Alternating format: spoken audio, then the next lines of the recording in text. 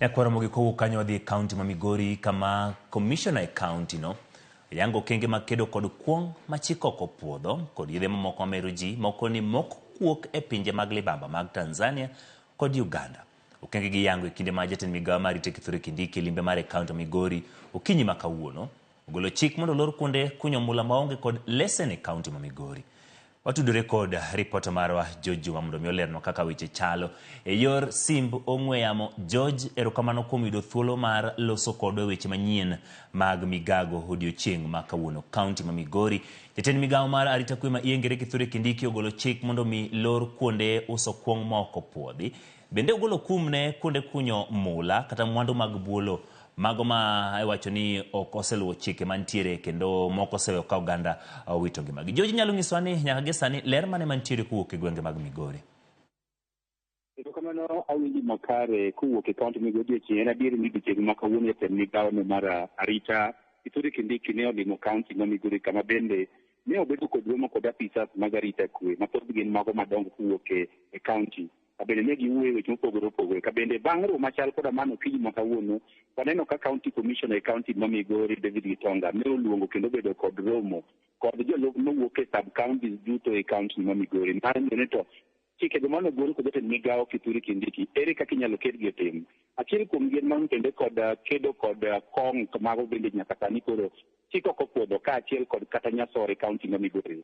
Ka lipot bende wayudo kowuok kuom commission yango ni nyaka nyicha pedha mar kong'o chakre gisepuko litas mag kong'o malo gana 100. Bende king'iyo nyasore bende bedo ka imako bende gisemako nyasore ma pekgi oloyo kilogram gana 1 e kaunti ma Migori mangima. Ka pedha machal kod mae bende koro pod dhi nyime ka owachi bende gima koro gigeto ni ka opogi kod kong'o en ohala no mag ethanol kata pilno mar ethanol bende nyaka sani koro chik ok opuodho ka omedo ni gisejiwo arita to ahinya e tong'no mar piny Kenya kaachiel kod Tanzania ma bende thoth nyasore kaachiel kod kong'o mok opuodhi ma idendo kaka uncustom obiro ka bende wegego mag Tanzania kabiro nyaka e pinyno mar Kenya. Kabende owacho ni apedha ni gitin kende gin kendgi owuon to gitiyo kod jopiny bende osebedo ka koro miyogi maling'ling' to ahinya kido kod wechego mag nyasore miuso ahinya e gwenge mag Isebani kaunti ma Migori.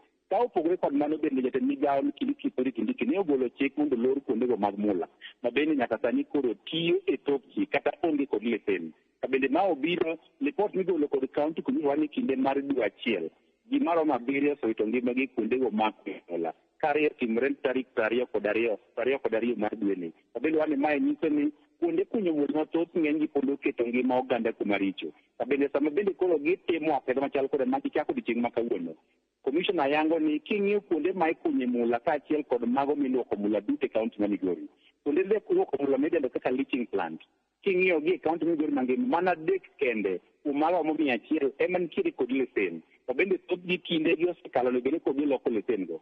Kowach ni koro gichako okang' mar neno ni kuonde miluoke mula kaachiel kod moko ma ikunye mula moko luwore kod chik okawo lesen kaka owinjo po nono to gilorgi. To bende oyango ni king'iyo gwenge mag Makalda kuom ranyisi nitiere koro bende kwiri ma itiyo godo kuondego mag luoko mula osebedo ka keto ngima oganda kama rach mokalo. To bende ma bende koro gidhi kedo godo mar neno ni kuondego ma bende koro ok opuodhi mondo koro tim ohalano mar kunyo mula koro lor. Bende gigeto kata jok mawuok e pinje mamoko mobiro timo ohala ahinya mago bende kaka foreign investors malwan timo moko bende osebedo ka koro chal ka gima timo ohala mar mula gigo mag Nyatike kod kaunti ma Migori to gionge kod lesen. To bende koro omiyo gi thuolo machal koda mae mondo koro gigo ohala mar mula. Owacho ni bende ging'iyo ka ohala mar mula ma igoyo kokolore kod chik osemiyo piny owacho be ok yudo osuru nikech ng'eny gi gin joma piny owacho ok oyango. Koro apedha ni bende biro konyo mane ni gibiro kod jomo mi lesen ma bende koro biro konyo piny owacho e wechego mag chiwo osuru. Mogik king'iyo gwengego ma Kihancha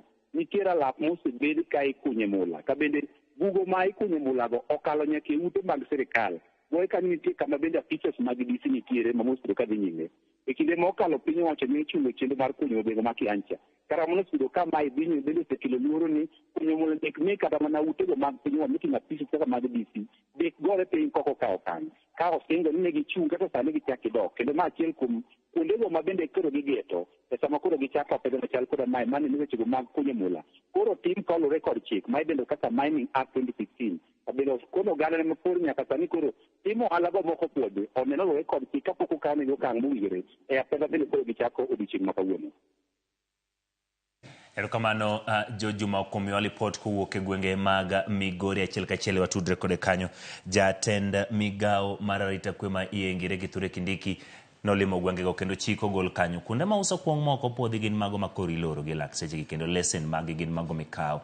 Kuonde ma kunyo mwandu mag abulo bende gin mago ma bende koro ogomo kuomgi okum kalore ni moko kuomgi osebedo ka kelo midhiero kendo oganda ma opogore opogore matimo chenro ma kamago wito ngimagi. Lipot machal kamane boyudo kochopo weche manyien mabiro e kinde mag odhiambo, chenro mar ang'ich welo kod oimore. Mano ne oloso kanyo kod lipot mar kaunti ma Migori.